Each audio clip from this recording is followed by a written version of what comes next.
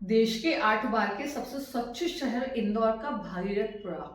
यहाँ दूषित पानी से फैली बीमारी अब केवल स्वास्थ्य संकट नहीं रही, बल्कि सरकारी जवाबदेही और पारदर्शिता पर भी बड़ा सवाल बन गई है।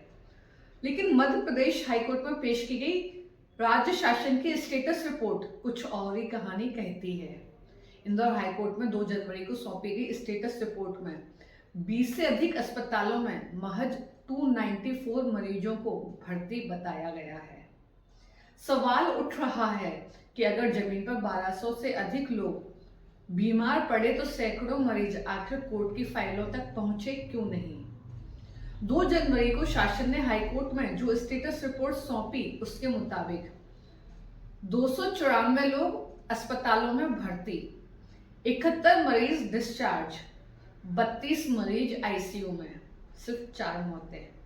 लेकिन स्थानीय रहवासी और पीड़ित परिवार इससे बिल्कुल अलग तस्वीर पेश कर रहे हैं। भागीरथपुरा के पीड़ित मनीष बताते हैं क्योंकि उनके पिता शेल्बी अस्पताल में डायरिया से भर्ती थे। उनके अनुसार सिर्फ उसी अस्पताल में 200 से ज्यादा मरीज भर्ती थे, जबकि कुल मिलाकर 1000 से अधिक लोग अलग अलग अस्पतालों में इलाजरत रहे। ज़्यादा संख्या आएंगे, 294 लोग नहीं हुए, करीब 1100-1200 लोग भर्ती हुए और भी ज़्यादा आंकड़ा मतलब अब मरीज कम निकल रहे हैं, पर क्योंकि पानी की सप्लाई बंद कर दी, पानी पीने को नहीं मिल रहा है अभी लोगों को, अब टैंकरों के माध्यम से पानी दे रहे हैं। आपके पिताजी भी एडमिट थे शेल्बी में? बिल्कुल, शेल्बी हॉस्पिटल में भर्ती थे, 5 दिन रहे वो, अभी छुट्टी करा दी उनकी, कल छुट्टी हो गई। तो वहाँ पे कितने लोग यहाँ भागीरथपुरा से भर्ती थे आप बता रहे? वहाँ पर शेल्बी में होंगे करीब 200 लोग, 200 लोग होंगे।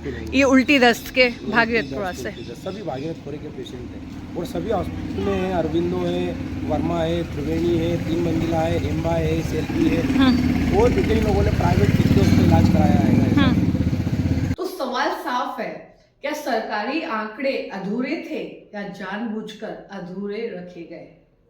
महिलाएं सबसे ज्यादा प्रभावित, फिर भी चुप्पी। सरकारी रिपोर्ट खुद स्वीकार करती है कि 294 भर्ती मरीजों में 147 महिलाएं थी, यानी 62% से अधिक महिलाएं। 3 महीने के शिशु से लेकर 75 वर्ष तक के मरीज भर्ती थे।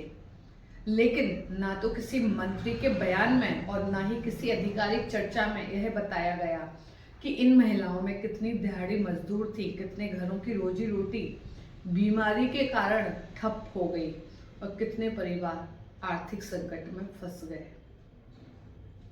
मौत का सच 4 या 17, प्रशासन 4 मौतों पर अड़ा है, जबकि स्थानीय लोग, मीडिया और पीड़ित लोग 16 से 17 बता रहे हैं।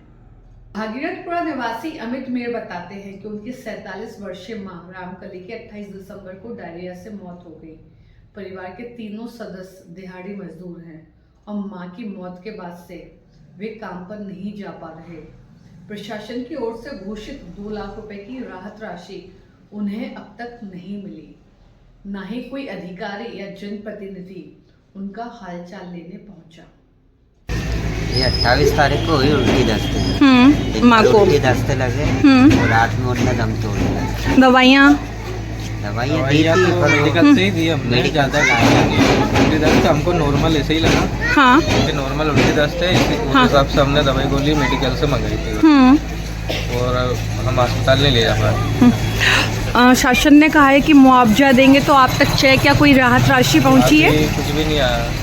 ओके, कोई नेता, मंत्री, पार्षद, अधिकारी कोई भी मिलने नहीं आया अभी तक? ओके, क्या ना ये छुट्टी लगी है वो हमारी तरफ से लगी है, तो वो पैसे तो नहीं देंगे, पैसे काटते हैं। हाँ। ओके, तो फिर किस तरह से घर चलाने में किस तरह से तकलीफ आएगी? अभी तो तकलीफ आ ही रही है, घर बैठे हैं। अभी जब तक कमा रहे थे, जब तक तकलीफ नहीं आ रही थी, अभी जा नहीं रहे कोई भी, सब घर पे ही है। बच्चे हैं छोटे छोटे, ओके, किराए का मकान है। किराए का मकान।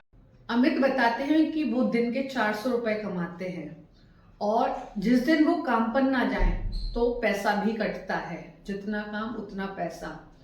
अब चूंकि ये जो बीमारी फैली है वहां पे, उससे उनका काम प्रभावित हुआ है।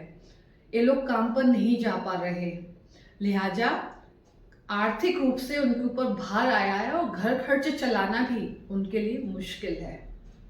पानी में जहर या दवा। स्थानीय रहवासियों का कहना है कि नर्मदा पाइपलाइन में ड्रेनेज लाइन के मिक्स होने की समस्या पुरानी है। घटना वाले दिन पानी में दवा अत्यधिक मात्रा में डाली गई, जिससे पानी में पाउडर जैसी बदबू आ रही थी। कांड तो था मैडम, लेकिन क्या है कि उसमें दो चीज थी, एक ड्रेनेज लाइन का पानी भी था, दूसरा क्या है कि पानी जिस दिन आया था उस दिन थोड़ा कड़वापन भी आया, बाज भी आई, दवाई की महक आई, झाग वगैरह भी आया। आज स्थिति यह है कि लोग नगर निगम का पानी पीने से डर रहे हैं, आरओ का पानी खरीदने को मजबूर हैं और गरीब बस्तियों में पानी डर का दूसरा नाम बन चुका है। 5 जनवरी को इंदौर जनसंपर्क द्वारा जारी प्रेस नोट में सीएमएचओ डॉक्टर माधव हसानी ने बताया कि 5 जनवरी को भागीरथपुरा में 38 केस उल्टी दस्त के मिले, जिसमें 6 केस रेफर किए गए।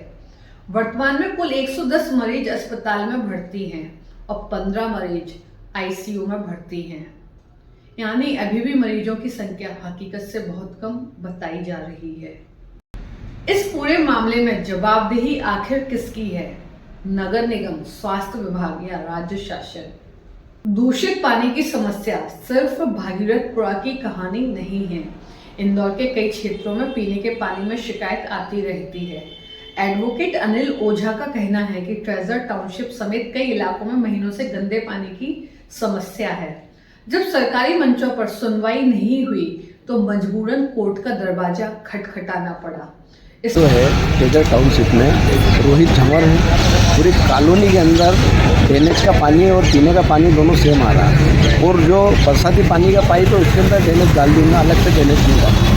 वो 5 कॉलोनियों का सबका मिक्सर करके एक ही लाइन डाली, जिससे कि वो रोज चौक हो रही, रोज पानी ऊपर आ रहा, पूरी कॉलोनी के भर गई। ना रोड है ना कुछ है। पिछले 5 माह से पानी पीने की समस्या को लेकर शिकायतें करी नगर निगम में, वार्ड क्रमांक 13 लगता है। आज तक कोई सुनवाई हो रही ना कुछ, क्योंकि वो बड़े लोग हैं कॉलोनाइजर, वो कोई सुनवाई भी नहीं करते, ना करते हैं। और जो सोसाइटी बनाई है वो 2025 में भंग कर दी और उन्हें अपना व्यक्ति बिठा रखा हुआ, इस वजह से कोई कार्रवाई, कोई सुनवाई नहीं। इस मामले में 6 जनवरी को अगली सुनवाई संभावित है। भागीरथपुरा की घटना एक इलाके की नहीं बल्कि पूरे सिस्टम की पोल खोलने वाला मामला बन चुकी है। सवाल यह है कि क्या इस बार सच्चाई पूरी तरह सामने आएगी या आंकड़ों के खेल में फिर से दबा दी जाएगी? आप क्या सोचते हैं? कमेंट कर बताइएगा और हमारे चैनल इंदौर वार्ता को लाइक और सब्सक्राइब कीजिएगा। नमस्कार।